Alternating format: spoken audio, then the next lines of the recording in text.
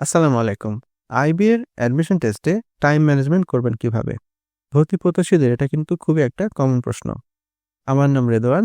আমি আইবি থেকে আমার এমবিএ শেষ করেছি প্রায় ১০ বছর আগে।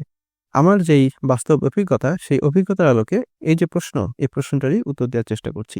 পুরো বিষয়টাকে আমি ৩ টা পয়েন্টের মাধ্যমে আলাপ করার চেষ্টা করব, যেন আপনাদের বুঝতে সুবিধা হয়। ১ম যে পয়েন্ট সেটা হচ্ছে প্ল্যানিং।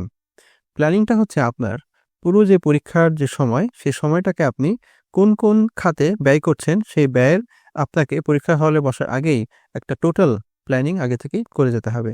যেমন আমি একটা উদাহরণ দিই। ধরে নেন এমসিকিউ অংশে আপনার ৩ টা পার্ট রয়েছে। আমরা সবাই জানি ইংরেজি, ম্যাথমেটিক্স এবং অ্যানালাইটিক্যাল এবিলিটি। সুতরাং ইংরেজিতে আপনি কতটুকু সময় দিচ্ছেন, ম্যাথমেটিক্সে কতটুকু সময় দিচ্ছেন এবং অ্যানালিটিক্যাল অ্যাবিলিটি এই অংশে কতটুকু সময় দিবেন, পুরাটা বিষয় কিন্তু আপনাকে আগে থেকে একটা প্ল্যানিং করে যেতে হবে।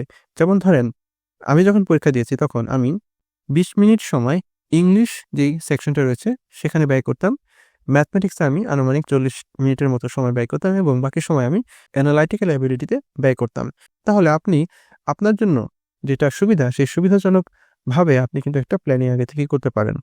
এই প্ল্যানিংটাই কিন্তু টাইম ম্যানেজমেন্টের অন্যতম একটা বড় বিষয়। দরকার হয় আপনি আপনার সঙ্গে স্টপ ওয়াচ রাখবেন এবং সেই স্টপ ওয়াচ ফলো করে আপনি খেয়াল রাখবেন যে আপনার যে প্ল্যানিং, সেই প্ল্যানিং এর সঙ্গে এক্সিকিউশনের কোনো পার্থক্য হচ্ছে কিনা। দ্বিতীয় যে পয়েন্টটা আমি বলব সেটা হচ্ছে স্কিপ করতে শেখা।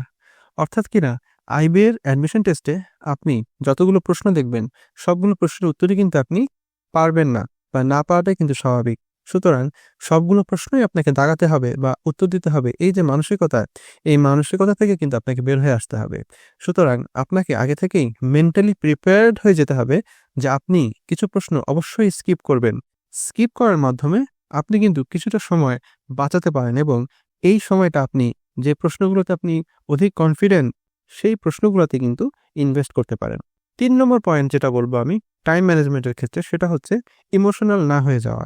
অর্থাৎ কিনা অনেকেই আছেন অঙ্ক বা ইংরেজির ক্ষেত্রে দেখা যাচ্ছে কোনো একটা প্রশ্ন পারেন না, সেটাতে কিছু সময় ইনভেস্ট করার পরে দেখা যাচ্ছে আপনি সেই প্রশ্নে ইমোশনাল হয়ে যাচ্ছেন। ইমোশনটা এজন্যই হয় যে আপনি ২ মিনিট সময় বা ৩ মিনিট সময় একটা প্রশ্ন অতিবাহিত করার পরে যখন কোনো সলিউশনে আসতে পারছেন না, তখন কিন্তু আমরা আ স্বাভাবিকভাবেই একটু ইমোশনাল হয়ে যাই যে আসলে এই সময়টা অলরেডি আমরা নষ্ট করে ফেলেছি। তো এই ইমোশন থেকে নিজেকে কন্ট্রোল করতে হবে এবং আপনি যদি ভুলক্রমে কোনো একটা প্রশ্ন যেটাতে আপনি সময় কিছুটা ইনভেস্ট করেছেন কিন্তু স্টিল সেখান থেকে কোনো সলিউশন পাচ্ছেন না, আপনাকে সেটা স্কিপ করে আসতে হবে এবং এখানে ইমোশনটাকে কন্ট্রোল করতে হবে।